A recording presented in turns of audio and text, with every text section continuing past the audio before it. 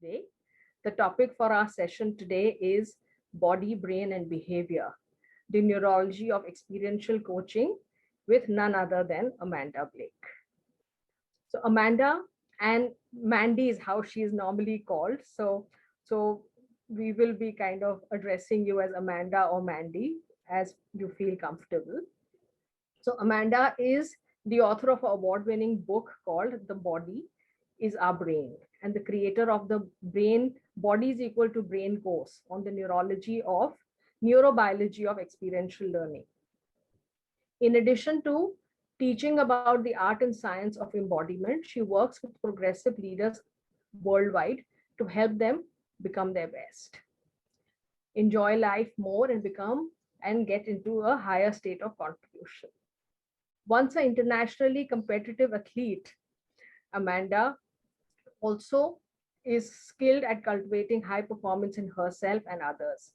She's a master somatic leadership coach, holds a degree in human biology from Stanford University, and is a research fellow and at the Fowler Center of Business and as an agent of World Benefit. So she's quite a well-faceted person herself. So when I was thinking of asking her about a fun fact about herself, I thought these facts were fun enough. So I will leave them at this, right? So she's also a longtime yoga enthusiast, a mountaineer, musician, and a celebrator of life. So with that, I'm pleased to welcome Amanda or Mandy and hand it over to her for us to really be enthralled with whatever she needs to speak about today. So over to you, Mandy. Thank you so much. And it's so good to be here with all of you. I was talking with the team just before we came on, and this session has been, I think, 2 years in the making. We've had many attempts and a hard time getting it on the calendar. But I'm so happy that it's finally worked and that I get to be here with you all this week.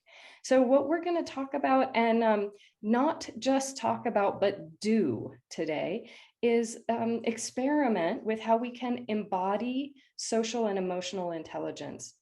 And the way the session is going to work is I'm going to share with you a little bit about what emotional and social intelligence is, just so you have a little hint of a background about that. And then we're going to go into embodied practices that can help us develop it. And we're going to start with ourselves and practicing this on ourselves first, because there's an interesting thing about embodied learning that's different from intellectual or linguistic learning. Oftentimes when we say we learn something, we're thinking about a new idea, and it's really easy to take that new idea on board and then share it with our clients, and it can be really, really helpful for them. But embodied learning is different. Embodied learning is like learning to play the piano, and you couldn't possibly help your client play the piano themselves until you yourself learned where the notes were on the keyboard and could move your fingers there, right? It's an embodied skill. You have to have the physical skill. And so we're going to play around with just some of the beginnings of that embodied skill. And I will welcome your questions along the way. So we'll probably stop at certain points. There are, some, I'll sort of cover one topic and then we'll take some questions and so on. So let me go ahead and share my screen. And let me also say this, when it should go without saying, I suppose, but when we're doing something embodied, like this is going to involve movement and paying attention inside. And so you're not just going to be like, staring at the computer screen and listening to me the whole time. But we'll start there so that we all are kind of starting on the same page and have some background. So it's a little easier for you to see. There we go. Just now, give me a thumbs. Okay. Great. So onward. Is it ESI is a short. Sorry, is it me or everybody's facing a slight amount of lag? Yes. Yeah, Anu, the voice is dropping, and I think it has. Yeah. So Amanda, Amanda, your voice is breaking a bit. So could you do something? I think you've frozen for us at the moment. Yeah, the screen is also frozen right now.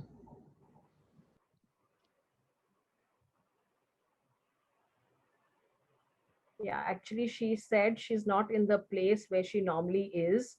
She's out of her office or home, so maybe she's having some bandwidth issues. So let's give her a moment for her to come back. So we have a solution. Okay. Please hold on. What I'm going to do is I'm going to dial in on my phone. So two apologies to y'all. It's a little dark here because it's first thing in the morning.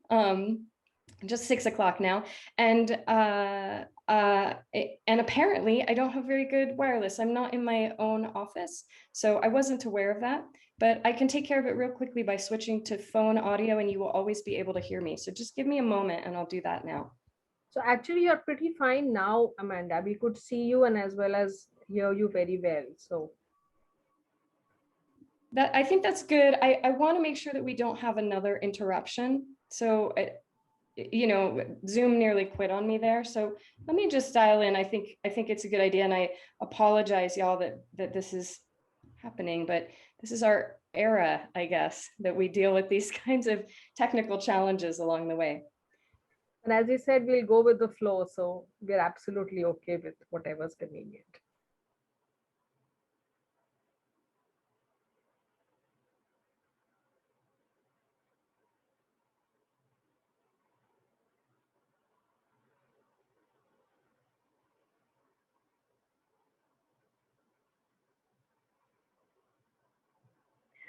Maybe, Anu, while we're waiting, it's a good time for you to take your photograph.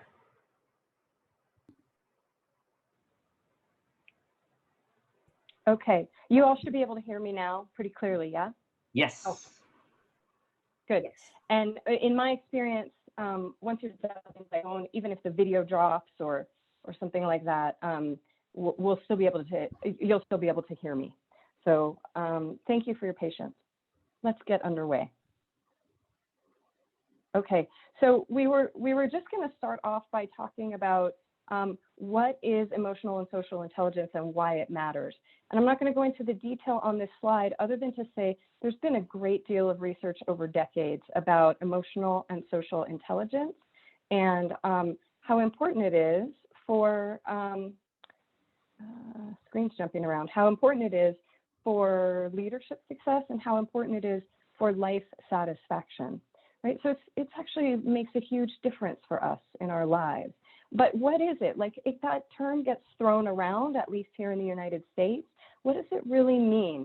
Well, what we're talking about is an awareness component and an action component of ourselves and others, right? An awareness component and an action component related to ourselves and others. And what you see here are the competencies that researchers study around emotional and social intelligence. We're not going to go into those in depth, but I just want to share them with you so that you've seen them. The problem is that you can stare at a slide like this and we could actually talk about emotional and social intelligence for the next hour. And that wouldn't necessarily help you be any better at it. It would help you know more about it, but it wouldn't necessarily help you enact it or embody it, right? So that's what we're going to talk about today, is how do you embody social and emotional intelligence. Now this graphic that you see here, this is an image that comes from my book, Your Body is Your Brain, which I know some of you have put a note in the chat box to me about being familiar with my work previously, right? So this framework is a framework that ties somatic competency, the competencies that you see here, sense, center, presence, and galvanize. These are embodied competencies, things that we do physically. And these embodied competencies help us build the skills of social and emotional intelligence. And in fact, I'm engaged in some research right now that shows really interestingly that there are very, very strong effect sizes in scientific speak from building your embodied self-awareness to developing the skills and competencies of emotional and social intelligence. So that research will be coming out in about a year or so. I'll be able to share more details with you, but suffice it to say, the results are pretty interesting, I think, and pretty telling. So what we're going to do today is we're going to focus in these top two boxes around emotional intelligence. And we're going to practice around sensing and centering. And I'll also share with you some of the neurobiology behind why those matter, like, and what they do for us. Okay, so we'll start with the somatic competency of sensing. Sensing helps us build our embodied self-awareness. It helps us build our emotional self-awareness.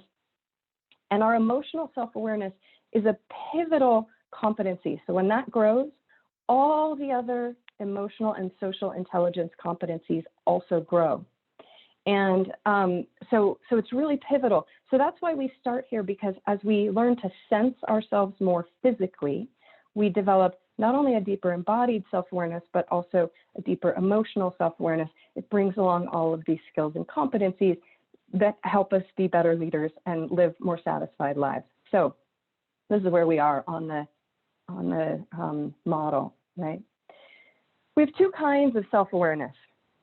Conceptual self-awareness is awareness of sort of our past and our future. It's awareness of things about our story. In fact, as coaches, we spend a lot of time with our clients in a space of conceptual self-awareness.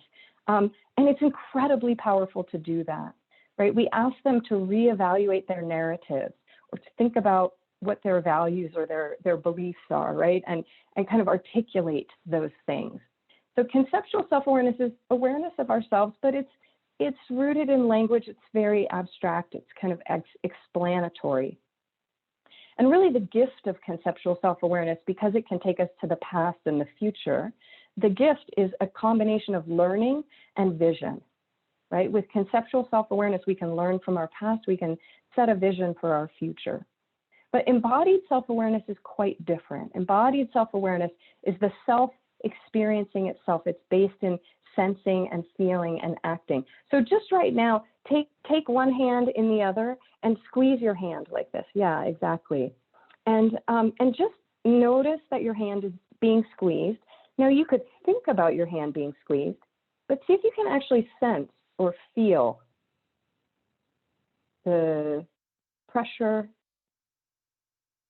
the sense of maybe contraction of the hand that's holding or squeezing, right? That's embodied self-awareness. That's a felt sense knowing. And we can certainly think about this squeeze, but the way we actually know that our hand is being squeezed is through the feeling of it, the sensing of it. And this embodied self-awareness, part of its gift, is that it brings us to our greatest aliveness, because it's the feeling of life moving through our bodies, right? It's the feeling or the experience of life moving through our bodies. And that's very different from thinking about our past or thinking about our future. Now, these two different kinds of self-awareness actually happen along different neural networks in our bodies. And you know, there's a lot to study here if you're a neurobiologist, but we're coaches, so we're going to stay at a kind of high level. What's important to know is that conceptual self-awareness involves more than just the brain. It involves the neuromusculature of your face, neck, and head. And in fact, even the way we move our bodies can affect our conceptual self-awareness. But conceptual self-awareness largely stays in the face, neck, and head, where we do most of our linguistic expression. Now, you may notice me talking a lot with our hands. Some people do that. That's part of our linguistic expression too. So it's not completely limited here, but that's where conceptual self-awareness largely takes place. Embodied self-awareness is always, always all the way out to your fingers and toes. And sometimes you may be more aware maybe of your stomach or your feet, right? So that you might be more or less aware of different parts of yourself along the way, but it extends throughout our entire bodies. So very different neural networks that just operate differently. When we start to develop our embodied self-awareness, what we start to see, and this is research supported, right? So we start to see better decision-making, greater intuition, probably more than anything, stronger emotional regulation, which is like, you know, if you are working with a client who has been thrown off by their boss or their spouse or their child or their own inability to decide what direction to take their life or whatever it may be, this skill of embodied self-awareness in support of emotional regulation can be incredibly helpful. It actually supports us as well in conflict management, in part because it helps us empathize more deeply with others. And if we have time, we'll get a chance to talk a little bit about the neurobiology behind that.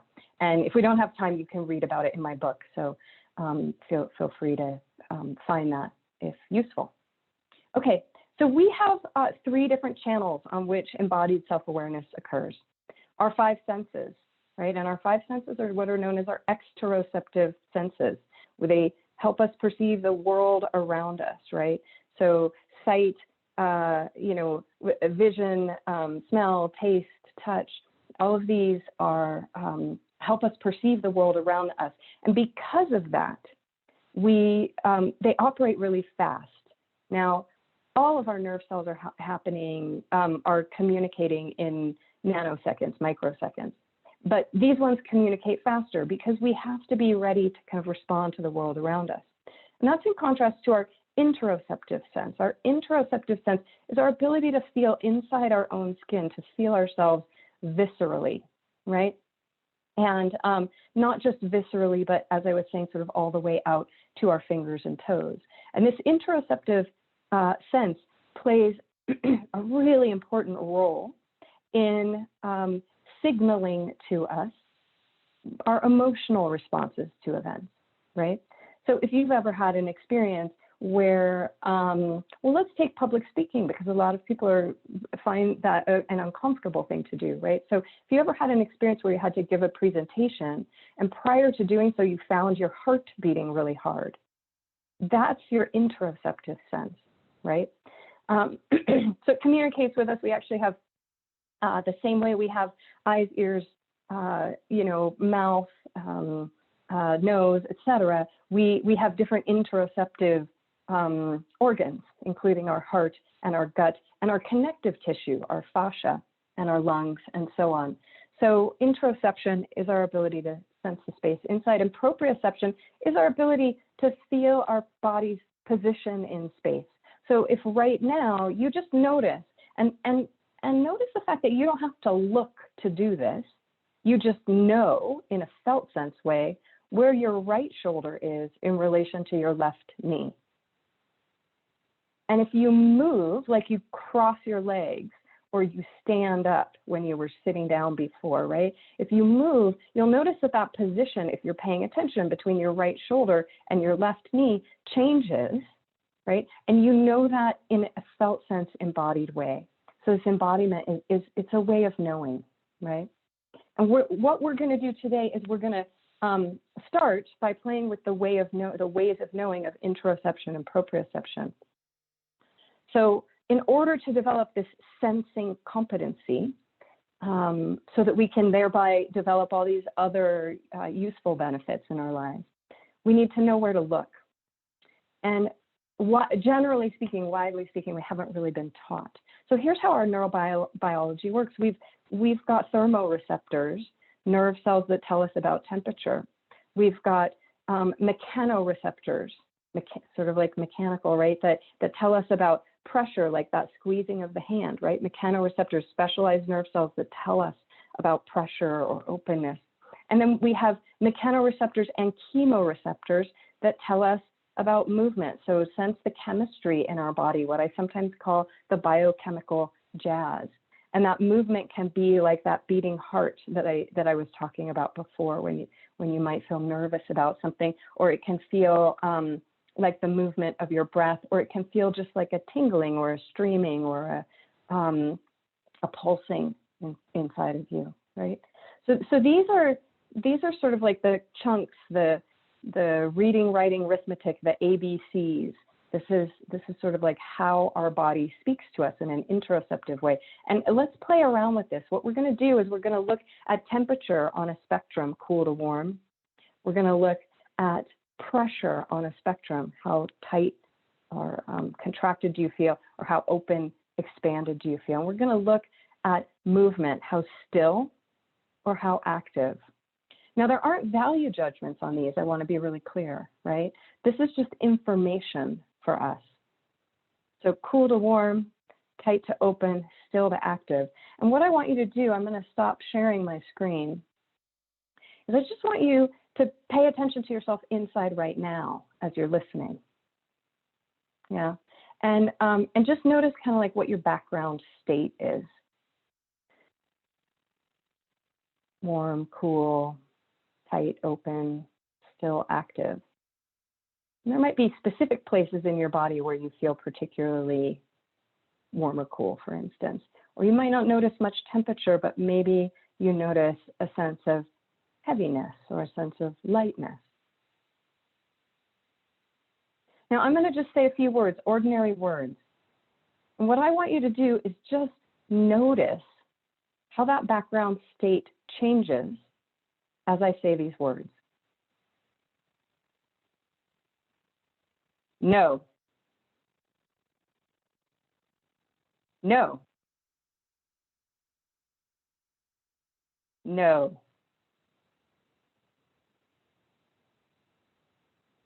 Yes. Yes. Yes.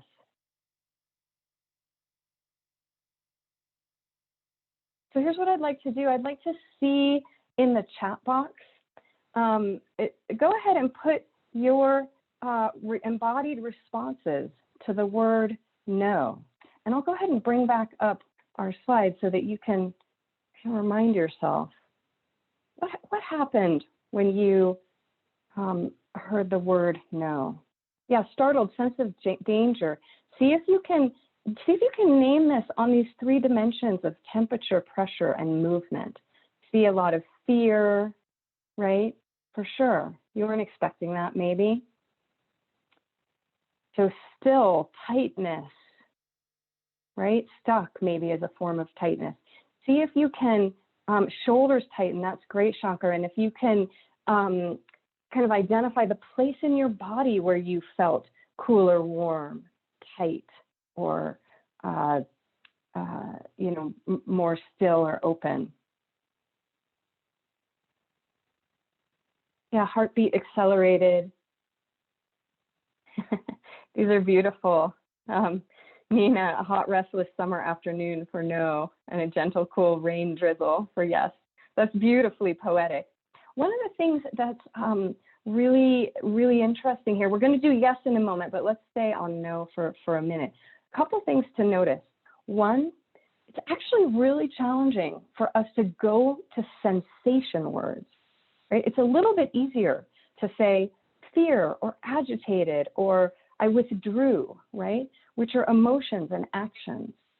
But to actually sense, this is the competency of embodied self-awareness, to actually sense our body's reaction on a very sort of fine scale, like a very, I don't know what the word is I'm looking for, right? But to get discerning about what our sensations are and to find language for that, we're just not trained how to do that.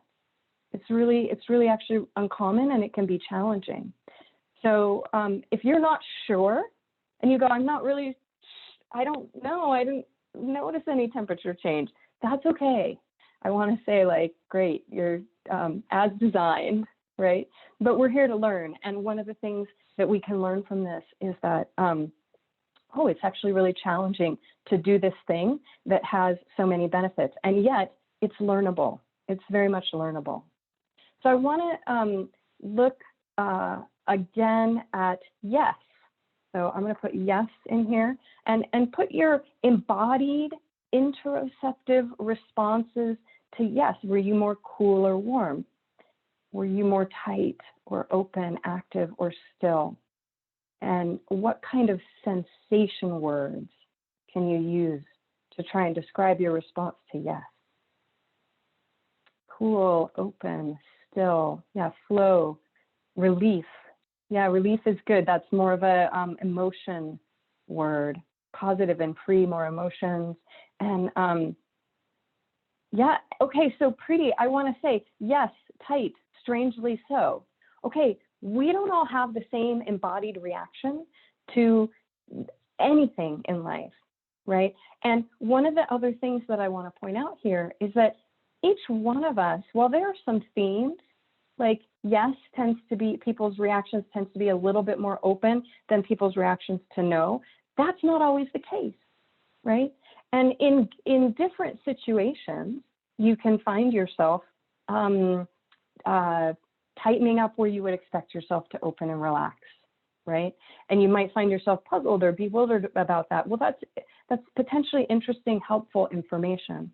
And the way we use this in coaching is our clients will come to us and say, you know, this is the situation I'm in, and I can't, you know, really, I'm going to stop sharing my screen so you can see me a little better. This is my situation, and I'm not really sure what to make of it, and I'm nervous about it, or I'm anxious about it, or I'm fearful about it, or I'm happy about it, or whatever it might be, right? They come to us with some situation that they're thinking about and feeling things about. If we can help them get into their physical felt sense, it can cut through a lot of the chatter and the ways that we may confuse ourselves, and get us to actually what we're feeling right now in this moment. What I'm feeling is tight, or what I'm feeling is a flutter in my heart, or what I'm feeling, oddly, what I'm feeling in response to this yes, it feels unexpected to me, but I find myself tightening up. What meaning might I make of that? Well, how might I interpret that? And there can be many ways, right? So the point of what we're doing here is not that all humans have similar embodied reactions to all things. Actually, I think the variation is part of what makes the world go round and what's beautiful, and we're very much individuals. There will be themes, of course, and averages and all of that. But in any given situation, you may find yourself or your client reacting in ways that can be unexpected. And that's right where the juice is. That's right where you can go into the heart of this sensation and go, huh, what's that telling me? What's that telling me? So let's take just a couple of questions here. And Preeti, I didn't mean to call you out specifically, but I really appreciate you popping that in the chat box, because it's really important that while we experiment with all of this, we remember that every client in front of us is very individual and unique. Yeah, beautiful. So yeah, yes can bring up no barriers, get going. Inner saboteurs start to tighten you up. I get that. Gopal asks, what's the general reaction of most people when we say yes or no in no in a questioning mode versus no in conflict? So there's, like I say, they're kind of averages, and what you will often tend to see is that, broadly speaking, certain kinds of no. Let me say this first. Have you ever heard someone tell you no, and you got a sense of relief, right? And your body relaxed, and you're like, oh, thank God I don't have to do that thing, or whatever it may be. So for me, I know that no can sometimes mean thank goodness, and often it can mean that doesn't feel very good, or I'm stressed. So a common embodied response to no tends towards the tighter, cooler, and sometimes still or sometimes moving, like in a startle movement. It tends in that direction, although sometimes in certain circumstances people will feel more openness, right, or sort of a vibrant aliveness. Yes tends to be more warm, more open, and again can really be a big range on movement or stillness, like yes, I'm going to just settle in here, or yes, I'm excited to get going, right? So those are trends that you'll see, right? Yes, COVID negative. Oh. Yeah, so those are trends that you'll see, but no individual ever fits the pattern. We have to use the pattern to explore the life of the individual, right? Yeah. Nina, I love this. can I choose to engage even with a no, the summer afternoon no that you put in there earlier, with the energy of yes, the rain, the energy of yes. It's so poetic and really, really beautiful. Yeah. Shripad says, in yoga practice, one tries to notice what every part of the body feels like. Is there a similarity to this? And that is absolutely correct. What's different about this from yoga, and frankly, it's not different. It's the, you guys have such different access to the depth of the yoga tradition than we do in the United States, where it's been really kind of extracted and turned into just sort of like exercise and go to the gym and look sexy. And that's kind of yoga in the US. You guys, I imagine, have more access to the kind of the spiritual and learning traditions that yoga pulls forward. And where yoga is truly connected and integrated into one's life as the full practice of yoga, this is very similar. It's very, very similar. It's different from the extracted practice of yoga asana for sort of strengthening your body. And the way that it's different is that this is really about integrating felt sense with your day-to-day, everyday life. So your clients will hear yes and no. Your clients will hear, you know, from their boss or their spouse or their child, I like or I don't like what you're doing. I'm in agreement with you or I'm not.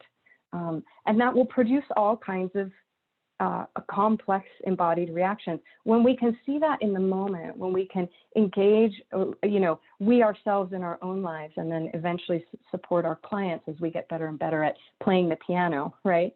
When we ourselves can do this felt sense knowing in our own lives, we just gain access to all this information that we didn't previously have. So let's keep going, and we'll come back to some of these questions. Tashima, if you wouldn't mind capturing some of them so that we can come back to them. I have the questions, Yeah. Mandy. And is it okay if I just add in one question here? It came in quite some time back, and I just thought it sort of goes with, yeah. So Paris had actually asked a little while back, is breathing also part of embodied self-awareness? Yes, it definitely is. And the trick with breathing, we'll actually get to this a little bit later, but one of the tricks with breathing is that we do it so often, so many times a minute, right? That it's so much in the background. It's so much unconscious to us most of the time.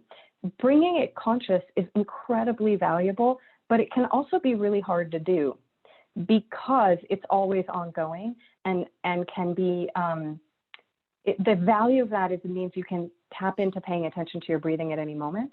The challenge of that is that you're breathing at every moment, and you probably can't and won't pay attention at every moment. And so it can actually be kind of hard to do. It's oftentimes easier for people to do something that's just a little bit more tangible and a little bit more, from a neurobiological perspective, the brain pays attention to novelty or surprise.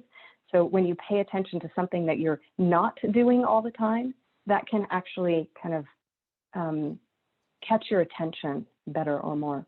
So yes, breathing is definitely a part of this.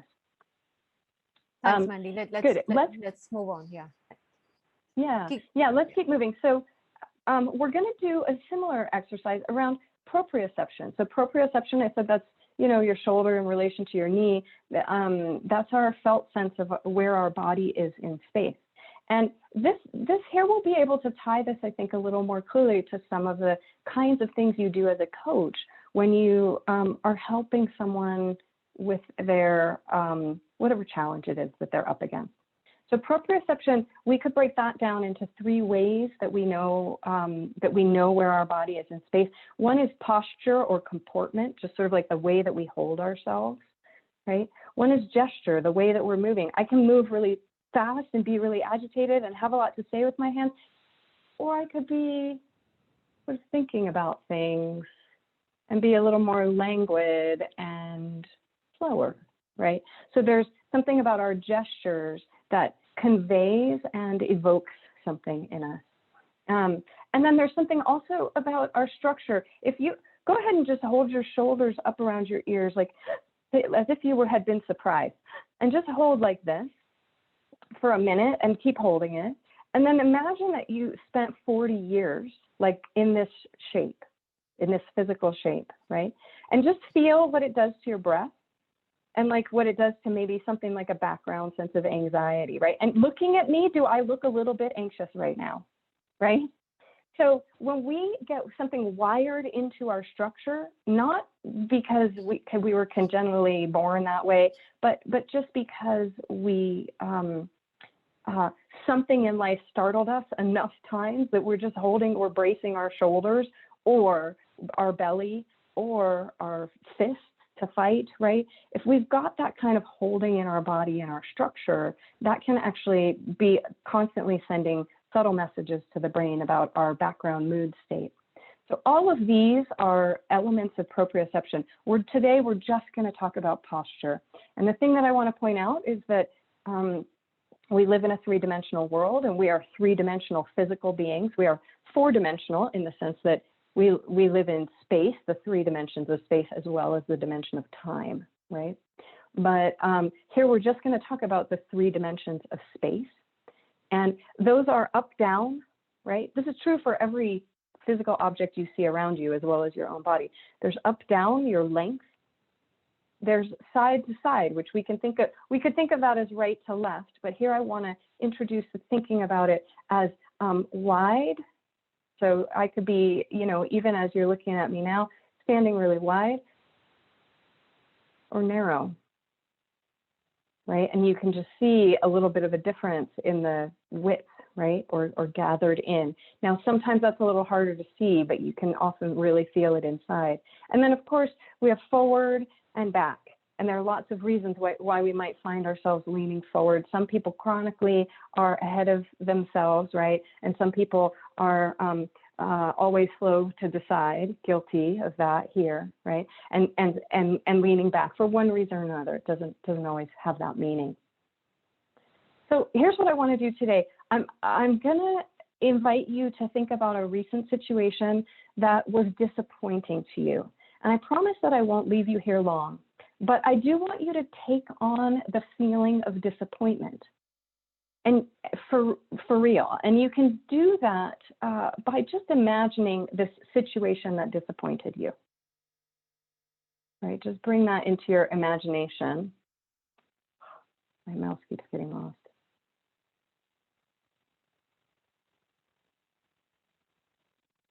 And let that take hold. Like, think about who was involved in this situation, maybe where you were, what the surroundings were. Now, you might be noticing some interoceptive things. You might be noticing like your heart beating a particular way, or a temperature change, right?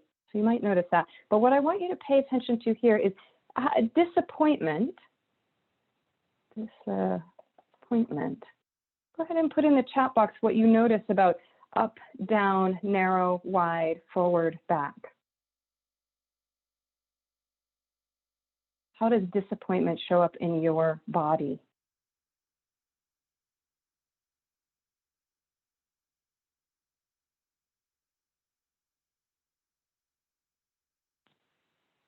Down, back, narrow, shrunk. Yeah, and some forward. So some slumping, which might bring us forward and rounded, right? So for some people it's back, for some people it's forward. And again, we see individual variations within kind of a theme, right? Like a sense that we kind of go a little bit more inward, right? When we're disappointed, a little bit more narrow, a little bit more withdrawn, whether that withdrawn is a curling forward or a leaning back, right? Okay, so I'm going to invite you to stand up and shake that off. You can stay seated if you want. You might turn in a little circle, like stand up, shake that off. You don't need to stay in disappointment for long. That's not our purpose here. We're going to do the same thing, same set of questions. And here, bring to mind some sense of anticipation, happy or eager anticipation. something that you're looking forward to with pleasure. And let yourself feel it first. So don't, please, I'll let you know when it's time to put things in the chat box. But for now, just bring anticipation to mind. Like, what's the thing that you're anticipating? Maybe it's an event, or the opportunity to hug someone you love when lockdown lifts, or, you know, who knows? And let yourself really feel, what does that anticipation feel like for you? So yeah, go ahead and start putting things in the chat. What do you experience there? Yeah, there's a smile. So the gestures of the face, the expression of the face is also a part of this proprioceptive sense. Softening of your body, great. Latha, that's an interoceptive. That softening is on the tight to open spectrum, how much pressure, right? And that's really good to be able to notice that subtle softening, right? Again, there's a difference between some folks are forward, some folks are back. Some folks are more up, it seems like, more up in anticipation than down in disappointment. Yeah. You know, you're so poetic as the smile of a new moon. I love it. And Ramya, heart beating faster, right? So that's an interoceptive sense too that is a part of this. So what we'll see, right, is there's a combination between our interoceptive and our proprioceptive sense. This is the embodied self-awareness that I'm talking about, that brings forward or calls forth our emotional and social intelligence. Hang on, I'm going to make it so you guys can see me a little better without the, there we go. That should be a little less bright. We'll see. Not in my home office, so we're figuring it out. So what we experience in our everyday lives, when people say yes or no to us, when we're disappointed or anticipating, when we feel excited, or when we feel scared, or when we feel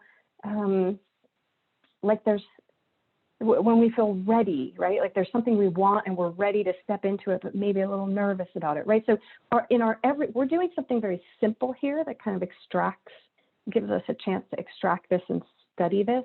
But in our everyday lives, when you go away from this call, whatever, it's evening for you, so maybe tomorrow, right? When you wake up tomorrow, if you're thinking about this call, just notice as you go throughout your day, your body is always switched on. We can't turn this off. It's on 24/7, this sensory knowing.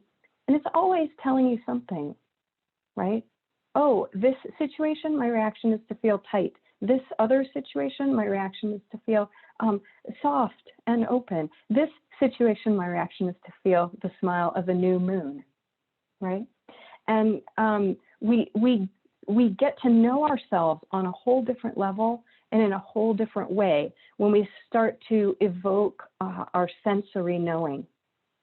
And you'll see, and you said, right, that there's an intersection between I might feel forward and up and my heart is beating fast, right? That's an intersection between our interoceptive sense, the fast beating movement of our heart, and our proprioceptive sense, the up and forwardness of, you know, whatever anticipation or whatever it may be. Similarly, you might feel, well, we'll use that sort of disappointment again, right? So you might feel a lethargic stillness as you're kind of both leaning back and curled forward into yourself and feeling sort of narrow and back and down, right?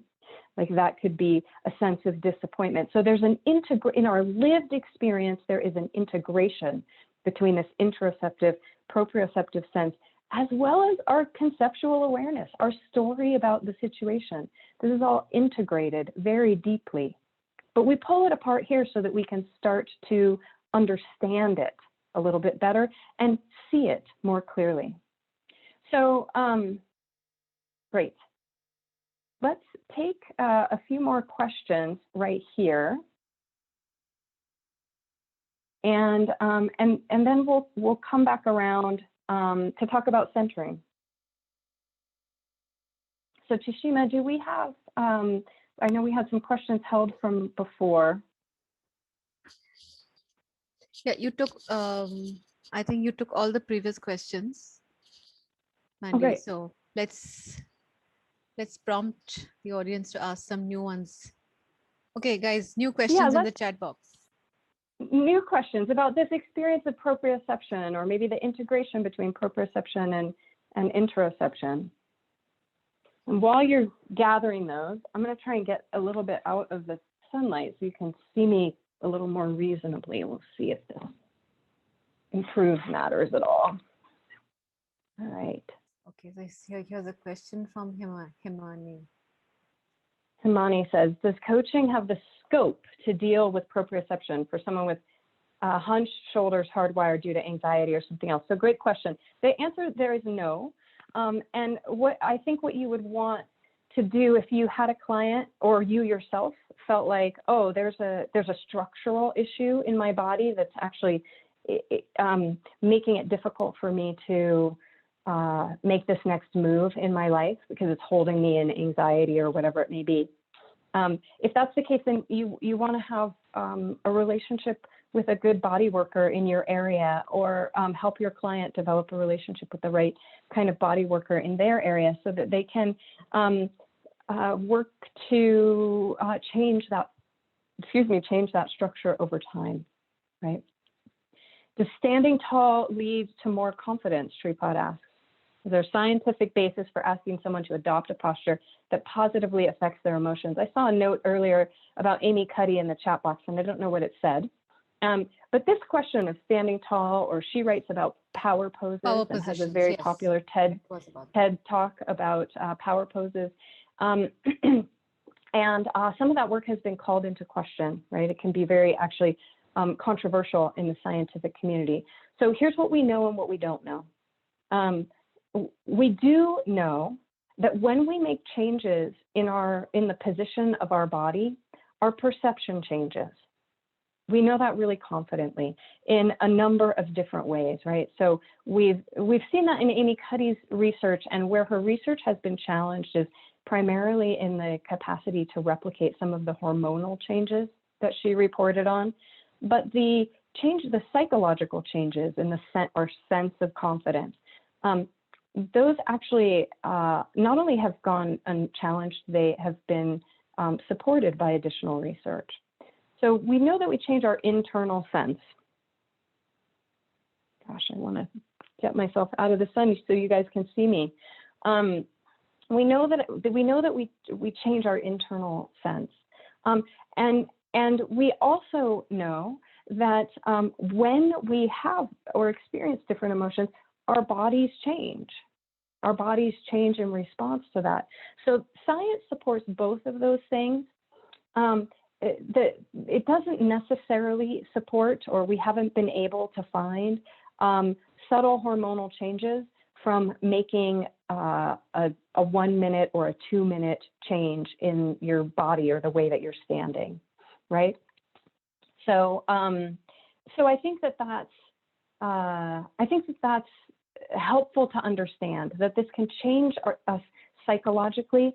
One of the things that I think is a bit tricky about Amy Cuddy's research in particular, and I'm sharing this because she's very popular. If you haven't heard of her work, it's worth checking out, but you need to know that not everything she has said has quite held up when tested again and sort of having the tires kicked. And that's fine. That's how science progresses, right? We learn some things, we try them again, we learn more about them. So what we know is that we can change ourselves psychologically by changing the way we are in our bodies. Shanti asked, how do we help a client who might be able to bring about embodied self-awareness? Like they can't recognize what their body's telling them. And there's so many answers to this question, Shanti, but the first that I would suggest is that developing your own embodied self-awareness first is what will help you help your client. If you have it, and part of this is how our bodies mirror one another, and there's some deep neurobiology behind this.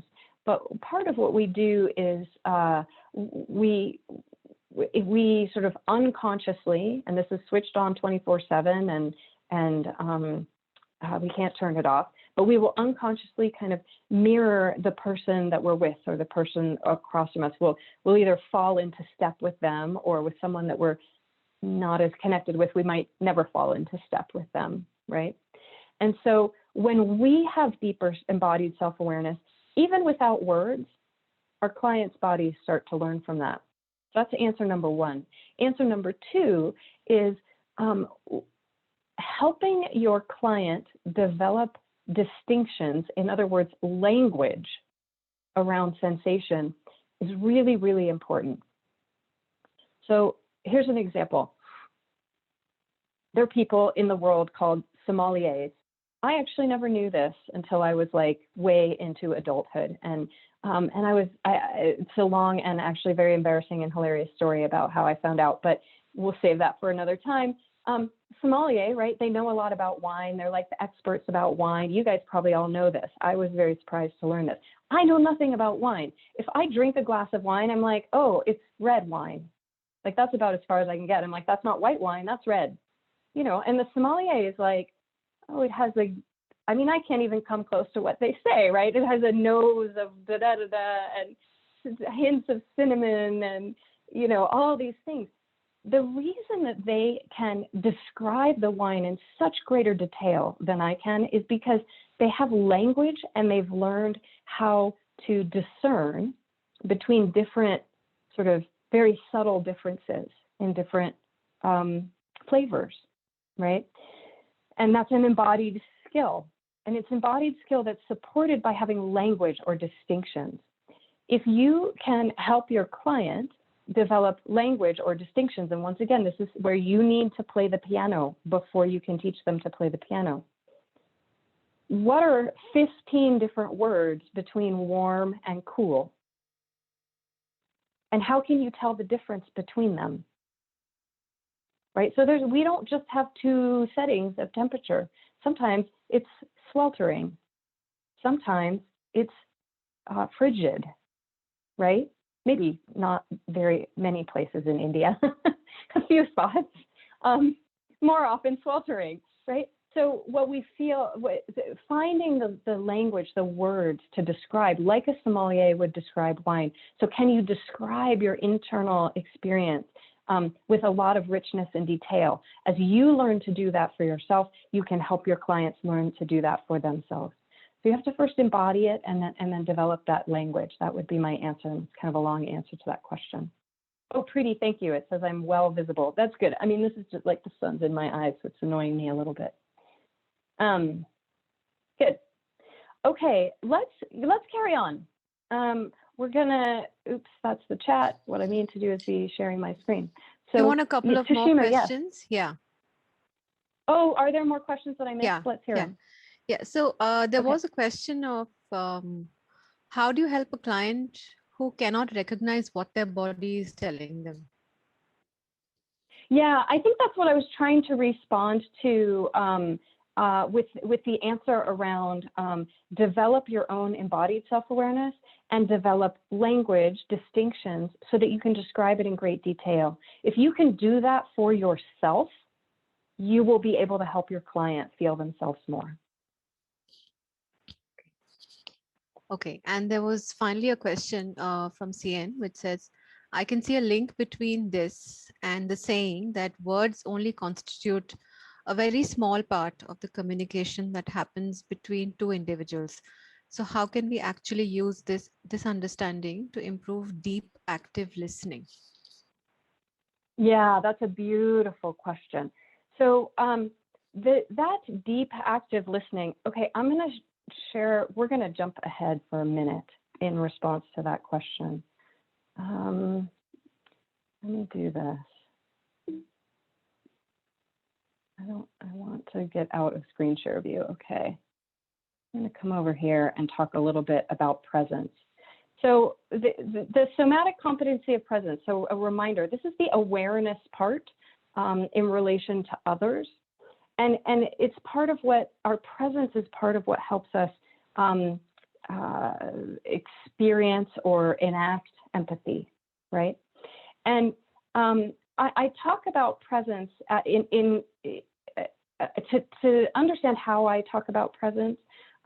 We would talk about the difference between self-absorption, all of my attention is here on myself, versus weak boundaries, all of my attention is over there on you, and I've completely lost contact with myself. I don't know what I want or need or have to say in this situation, right? Presence looks like this. Presence is my attention is on you and on me, and perhaps on the situation as a whole, right?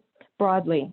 Presence is both of us included.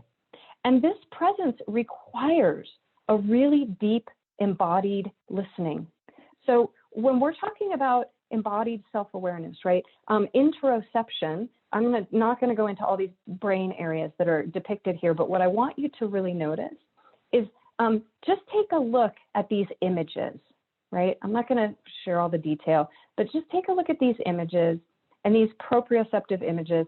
These are the parts of the body that are involved in interoception when we're aware of our interoceptive Amanda, abilities sorry, as we are opposed not to when able it's to unconscious. Sorry, Amanda, Oh, we're not seeing your slide. We're just seeing you. That's awful. We missed the whole story. All right, let's go back a few. Thank you, Tashima, so much for breaking in. So we're here, right? Presence, empathy. Self-absorption, spotlight of attention, everything's on yourself, right? I'm paying attention to myself. Or weak boundaries. What presence is having our attention equally well on ourselves and another. And the way that works neurobiologically, and then I'll come around to the question about deep listening, but I think this is important here. The way that works neurobiologically is to, here are some, anatomical structures involved in interoception, some anatomical structures involved in proprioception, some brain areas that are involved in each. And just for the sake of time, and because we're practitioners and not neuroscientists, I'm not going to go into detail there. But what I want you to really see, take in the visual images on this chart, okay? Here's what's going on in empathy, right? Look at, these are the same brain structures in embodied self-awareness. Green guy, this is your limbic system, this is your sensory motor cortex here, this is your insula. Exact same structures are involved in empathy, right?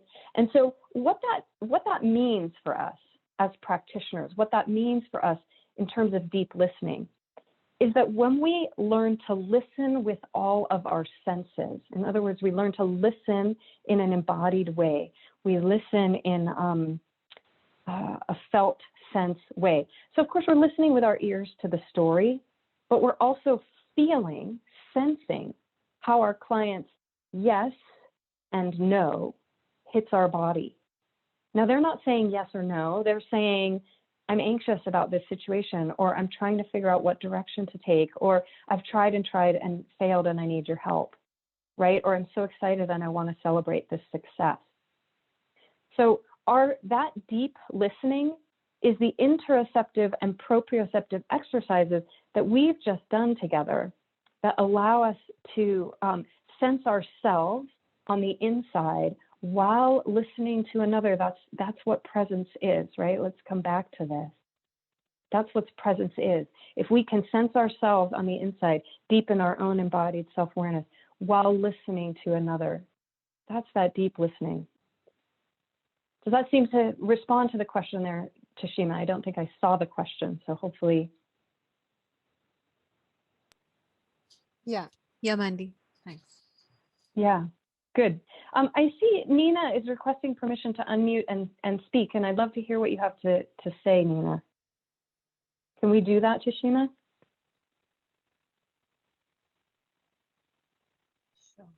Sure. Yes, you could go ahead and unmute, yeah. Namaste. Nina, if you're going to unmute yourself. Yeah.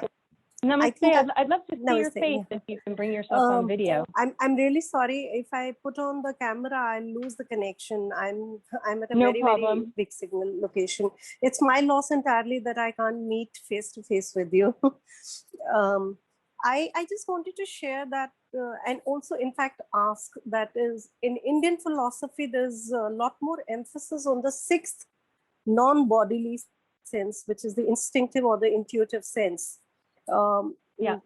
In contrast to the five bodily senses, which are more tangible and more concrete and more easily knowable, things, the sight, smell, sound, etc.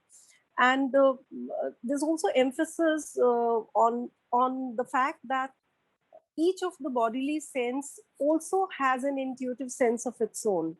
So, so how do we then tap into the unconscious wisdom or the intuitive wisdom, instinctive wisdom of the client in the here and now space, so that they can kind of transcend beyond the minuscule knowledge that their limited body experience can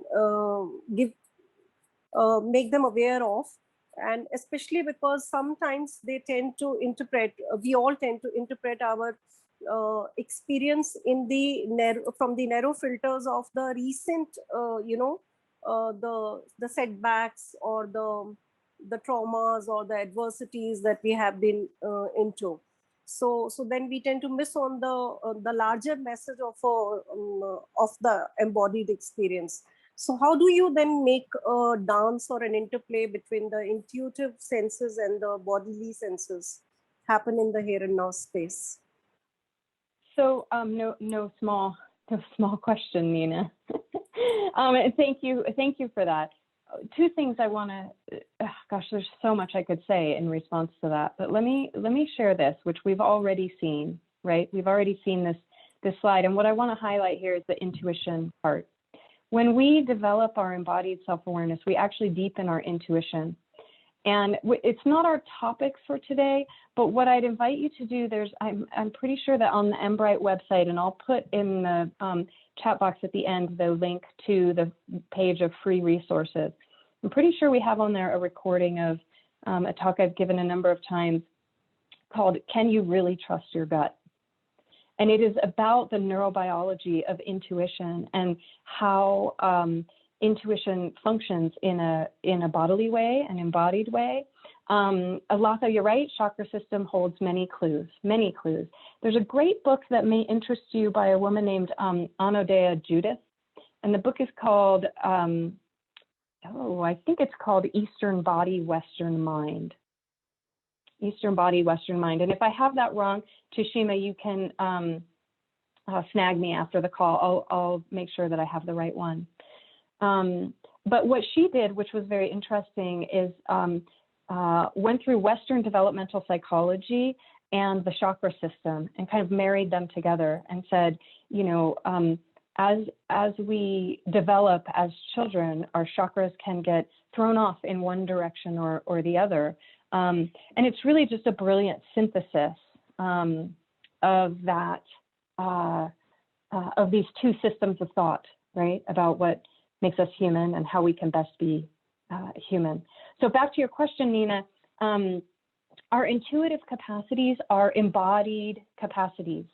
And intuition virtually always comes to us in a sensory way.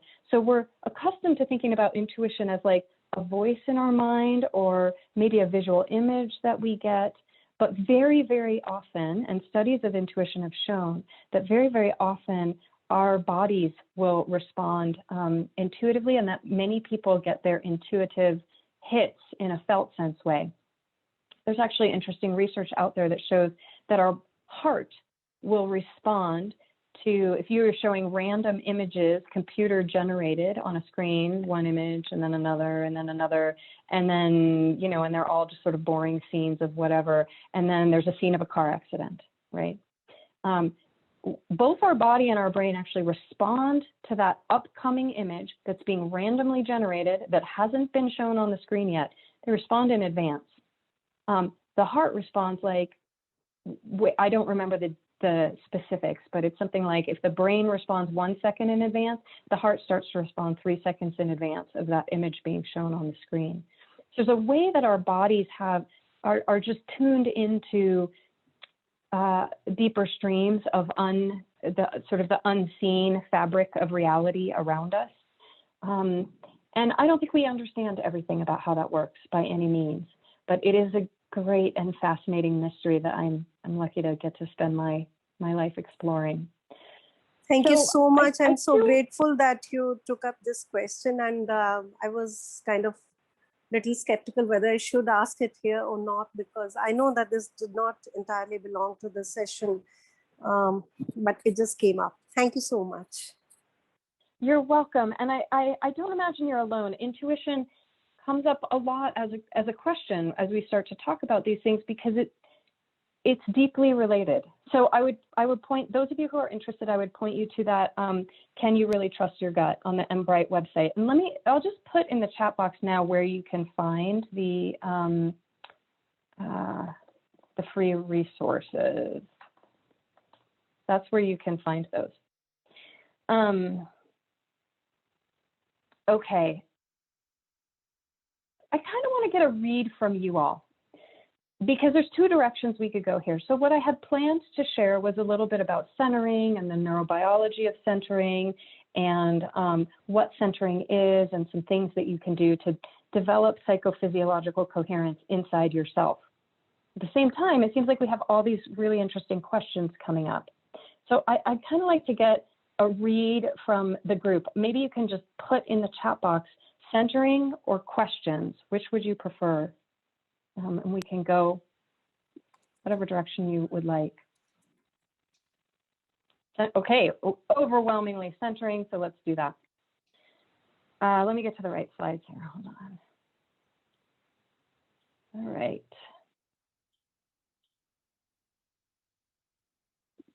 Away we go. So here we are in the action part of our model, right? And we're going to play around with what actions we can take to bring ourselves back when we're thrown off. And I want to talk about what, as coaches, what we normally do is we help our clients see things in new ways, right? We help them shift perspectives, change beliefs, et cetera, et cetera. We talk to them about their narratives, their stories, their interpretations, and all of that is incredibly valuable. I'm not knocking any of that. But what we don't do often enough is help clients sense in new ways, right? So we've talked about feeling more, sensing more, shifting posture, breathing differently. And what we're going to do here is an exercise called Simple Twist of Face. And what I want to do is just invite you, again, as we did before, just kind of get your, so sunny. See if you can check in with your background state, right? Where did it go? Kind of like your background. I'm sorry? Okay, I think that was just someone accidentally coming off mute. So just check in with your background state. What's your physical state now? Your mood state now. And if you could name it in a word, just name it for yourself, just so you know where you're starting from. That's the only reason we're doing this. What's your starting point? And then I'm going to invite you to do this with me. Move your jaw. Opening your jaw side to side. And start to like squinch up your lips. Open your mouth really wide. You can take yourself, if you want to, off camera. I can tell you there's like, I don't know how many hundreds of videos of me making these funky faces all around the world. You can stick your tongue out. And then start to get like your cheeks, these cheek muscles in so you can keep moving your jaw. But make sure you're like getting your cheeks and maybe your eyes. And you're squinching and stretching and And now just notice as you're doing this, whether or not you're breathing. And if you're not breathing, I recommend breathing. It's a really good thing to do to keep living. So breathe. Bring your forehead in if you haven't already, and your eyebrows. And if you're someone who can move your ears or your scalp, you can do that too. Yeah, it actually, Rajesh, it can take a lot of effort to kind of like move your face and breathe and talk, by the way. So deep breaths, keep squinching. You might open your eyes really wide or squinch them shut, or one side to the other. Move your tongue, eyes. Somewhere in the next one or two exhales, let that go and let your face just relax. Yeah. And then go ahead and post in the chat box just if you experienced any change, yes or no. And if so, what's the change you've experienced from the background mood or state that you started out with, right? So very amusing, yes, Johnny. Warmth in the face, tingling in the face, relaxed, relaxing, lingering sensations. Yeah, less anxious, energetic. So I'm seeing a lot of more relaxation, passive to active. So a few of you have said, like, I'm feeling more energetic. Got a weird look from my wife. That one just scrolled past my screen. Yep. Yeah, not surprising. Yeah, so it's a silly thing to do. It's a playful thing to do. And one of the things that it can do is it can relax and energize us. So some of you are saying, like, I feel more alive, I feel more active, I feel more awake. Some of you are saying, I feel more settled, I feel more relaxed, I feel more present, right? So all of those are true in your experience, right? Somebody said that we learn this in dance. Actors also learn this. Is one of the things that they'll do on stage. I love face gym sessions. Yeah, let's talk about why this would ever make you feel more relaxed. Like, what a weird thing to do, right? All we're doing is stretching our face and breathing if you can. Shripad, if we can, we'll come back to your experience of feeling nothing, okay? Because that also is something that can happen, and I want to assume that everybody's having the same experience here. But let's right now talk about why, for the majority of us, there was an impact in sort of our experience of feeling more relaxed and energized. So polyvagal theory, some of you may have heard of. It's getting a lot more traction these days, but it's been around for 30 years. And it's a theory about how we respond to threat. And normally, you know, sort of the theory that gets the most airtime is the fight-flight theory, and that is true, right? We do have a mobilization response to threat where we will either fight or flee, and our sympathetic nervous system is activated. That's the fight-flight part of us, and we get a lot of energy and adrenaline going through our bodies. But there's another part of us, the immobilization part of us, that will freeze or dissociate in response to threat, and especially in response to life-threatening danger. And that's another part of our sort of biological wisdom. We're not the only creatures on Earth that do this freeze and dissociate thing, right? It's a way to, it's a self-protective mechanism. As highly, highly social animals, we have another, a whole other part of our anatomy that also helps us respond to threat.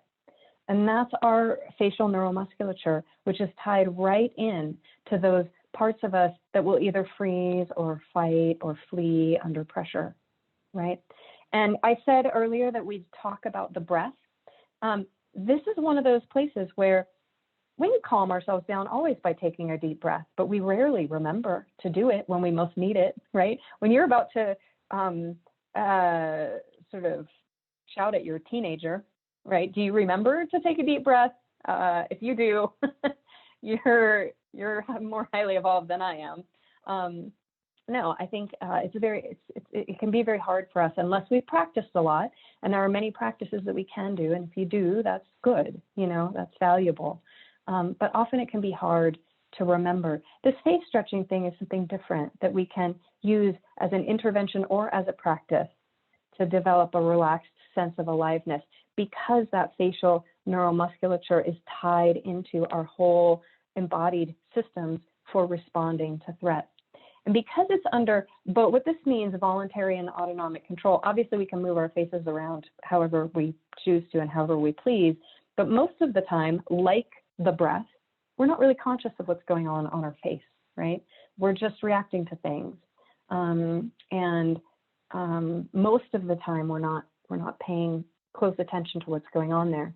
So what that means is that when we intervene by paying attention and by moving our face in a particular way and stretching and relaxing our face, because those parts of the facial neuromusculature are tied right into the brain systems for responding to safety and danger, when we relax our face, we relax all of us. And that's really a common experience, is that people will say they feel more relaxed and energized. Now, for some people, and I can't remember, I'm sorry, who said this, and thank you for sharing very honestly, like, I didn't feel any change, and that's fine. There's lots of reasons why that can be the case. So for example, one reason is it could be that you were already pre-relaxed and there wasn't like a whole long distance to go. And so the difference between A and B just wasn't noticeable to you.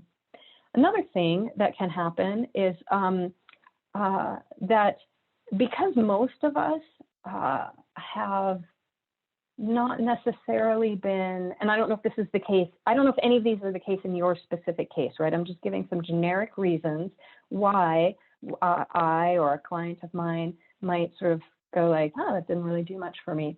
So another reason might simply be that we haven't trained ourselves to take that really sort of deep dive, subtle, discerning look to be able to notice the changes. So it's possible there are changes going on, but they're just too subtle. They're just below our radar. And maybe if we turned up the volume on our radar by developing embodied self-awareness, we'd be able to sense that more. There can also be just straight up biological reasons, right?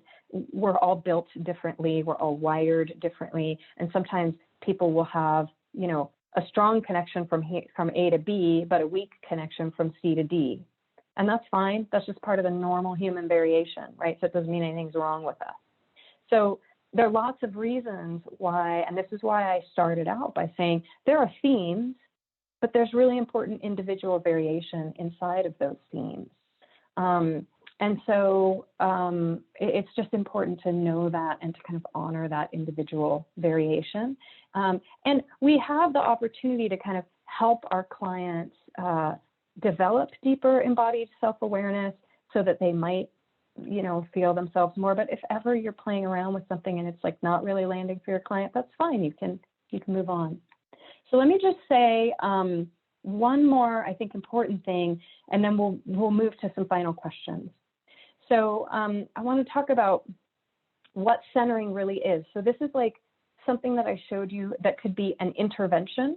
You could just do it when you're stressed out, and it might help relax and enliven you if you had that experience here. Or you could do it as a practice ongoingly 5 times a day for the next 3 months, and you might find that you have easier access to relaxation and sort of a sense of readiness or aliveness, right?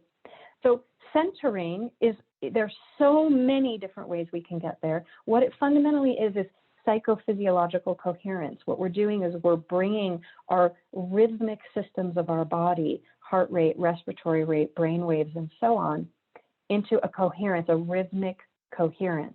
Somebody earlier mentioned HeartMath. These graphs come from the HeartMath Institute.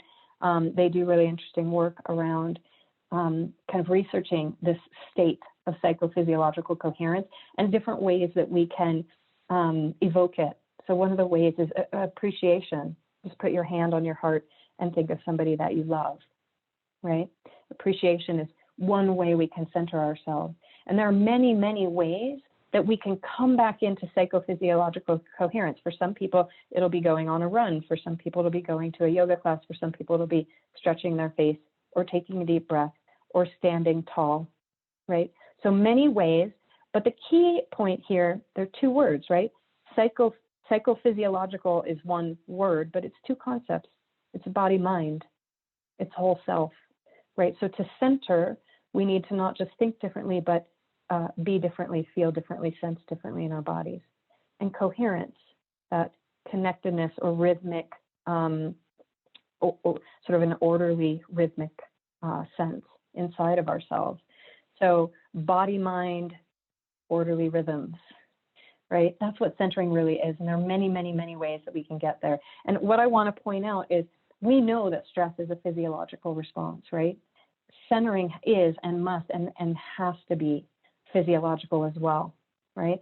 And that builds resilience. And this is part of how, if we go back here, right, this somatic competency of centering helps to build not only resilience, but then all of these action-oriented emotional and social intelligence competencies, right?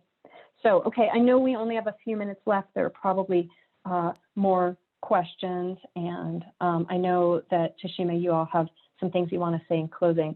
So I'm just going to hand it back to you, and you steer us from here. So if you may, wow, that was amazing, Amanda. So if I may request Tashima to kind of curate a couple of more questions. And as she does that, can I request Nimish to launch the feedback poll? Our feedback poll is extremely important for us to gather your input. So as you take a minute answering the feedback poll, I will request Tashima to continue with the Q&A. Yeah, thanks, Anu. So I'm going to ask a couple of questions which had come into the chat box earlier, and then I'm going to post the CCU claim form for those who need it. Okay, Mandy, there was a question that came in earlier about your perspective on nonviolent communication as a tool to support the language of senses and emotions. What's your take on that? Yeah, so I should be clear, I haven't studied nonviolent communication. I'm familiar with it. I think one of the things that's great about it is that it roots language in feelings and needs, right? And that's really valuable. There's two things are coming to mind. So one is, oftentimes we will have difficulty expressing ourselves or saying what it is we need to say because we're in a situation where our bodies are having a really strong reaction. And I would guess that everyone has had this kind of experience once in their life, at least, if not many, multiple, frequent times, right? Where you either can't get the words out because you're so worked up, or because you're so worked up, you are getting all the words out, right? And maybe saying more than you should, right? So a lot of that can come from a sense of discomfort in our bodies that we're trying to make go away by either staying silent or speaking out. And notice that, like, when you feel normal and you're relaxed, you can just say what you need to say without a lot of emotional charge, right? So when we learn to center ourselves, and we just got like barely a taste of it today, when we learn to move ourselves back into a state of psychophysiological coherence in those moments where we're trying to communicate in kind of high stakes, emotionally charged situations, combining the embodied capacity to center with whatever you know about nonviolent communication can be very, very powerful. Thanks, Mandy. And there was another question from a coach who said that I have experienced several times the physical pain of my coach's body in my own body. And as soon as I mention this and share this, the pain goes away. So is there any research that you know about, neurological research that points to this? Yeah, so what I shared earlier about our embodied self-awareness and our capacity for empathy actually happen along the same neurobiological pathways in our bodies. That's what's going on there, and it's sometimes referred to as clairsentience. It's part of that intuitive capacity that we naturally have as humans. Western culture has tried to train it out of us. I think we're seeing a renaissance in a number of ways that is bringing it back. And absolutely, we can pick up on what our clients may be feeling. It's important to get really, really, really discerning about what might be yours and what might belong to someone else, a client or anyone else you may be with. And certainly, whether or not, whatever it is you're feeling inside, whether or not it's, in quotes, yours or your clients, which brings us into deep philosophical conversations about whether there's really any separation between us at all. There is something about speaking aloud what we're feeling inside that can dissipate the energy of that feeling. It helps the energy release and reach a point of completion. And there is research around that. But I don't have at the tip of my tongue where it comes from, but it really is about how naming our emotions can help settle and center us. So if I can find that, Tashima, I'll send it. And if I can't, I'm sorry, it's out there. That's okay. That's fine, Mandy. Okay, these are all the questions that we had. And it was great that during the session, you could take so many more questions. Mandy, I think we covered them all. Good. Great. Good. Well, I'm glad. It's been so fun working with all of you. I wish that I was able to see more of you on camera and hear more of your voices. But I understand I'm having internet limitations here, and you know, that's just part of the game. But so very good after, 18 months, 2 years of planning to finally be here with you all. So let me, it occurs to me to share, as we're closing here, one last thing. Oh, I think I already put this in the chat box, the resources. So I'll just do that again so that you have that. Yeah, we've already put that even in our registration details. So good. People have seen your guide and the resources. What I really want to encourage people to do who are interested is check out the Stress to Serenity guide on that resources page, which is it will help you deepen in both censoring and centering. Did I say that right? Sensing and centering. And it's a great practice, and it's entirely free. Everything on that page is free. Just help yourself.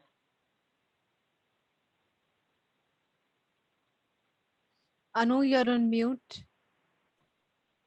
So I must just thank you, Amanda. I think it was such an engaging session and so authentic, and everybody, I think, must have absolutely rapt attention. So I really thank you from the bottom of my heart. I think it was worth the wait. I think we did chase you for about 1.5 years, but I think it was absolutely worth the wait. So thank you so much for your time, your energy, and your insights that you shared with us today.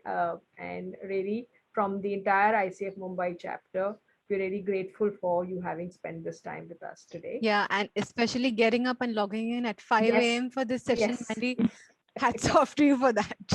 Yeah, and you're not in your regular space, still having to accommodate our request and doing this, getting up at 5 a.m. and not in your regular space. So really, thank you immensely for all that you could manage to do for us today.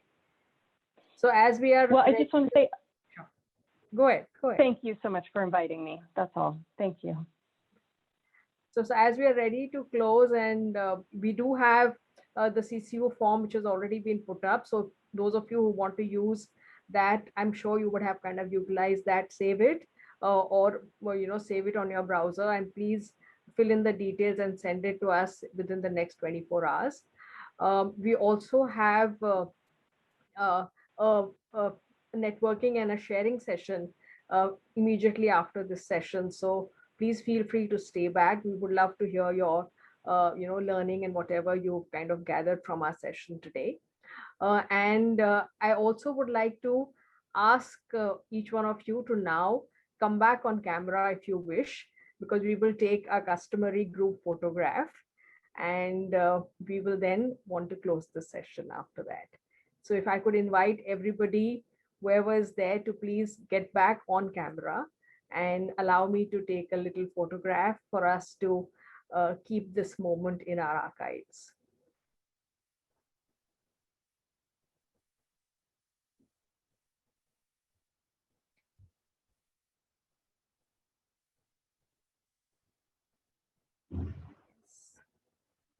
So I have two screens to click, so we'll bear with me again. And this camera is not allowing. No, you should be able to. Host is stopped. Okay, no, I think Nimish has allowed everybody to come on camera. So try one more time if you could. Yeah, no, it's all right. Not allowing. Okay. Okay, Nimish, could you help there? This is Mohan. Yeah, I'm not able to. Yeah. Okay. Okay. All right. Not yet. At times.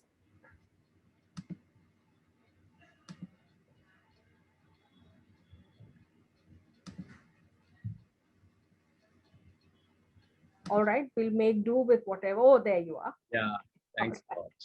All right, so smile, please. Pretty faces on. Let me take the first screen.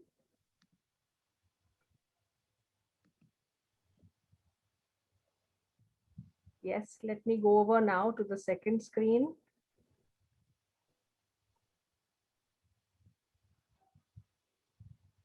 Just give me a moment. I need to remember to save the first one, because last time I had clicked 3 screens and I didn't save all of them. So apologies. All right. Okay, second screen. I still don't have everybody on camera here, but I'm going to make do with whatever I have. So smiles, whoever are on camera. All right. Thank you so much. Thanks, Anu. Thanks, everyone. And if your smiles are frozen on your faces, you can always do some of Mandy's facial exercises to relax. So Mandy, before we let you go, is there anything that you want to say which we haven't asked you till now?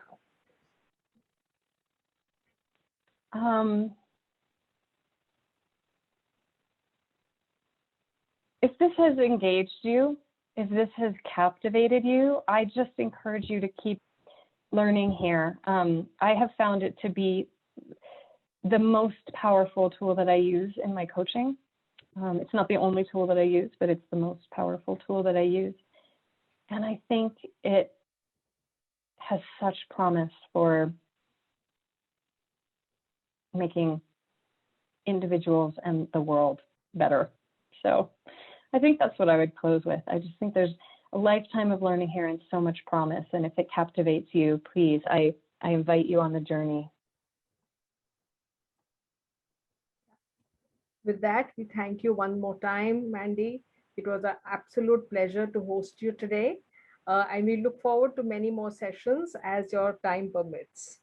So thank you so much. Wonderful. Well, thank you. Thank you again. Thanks, everyone.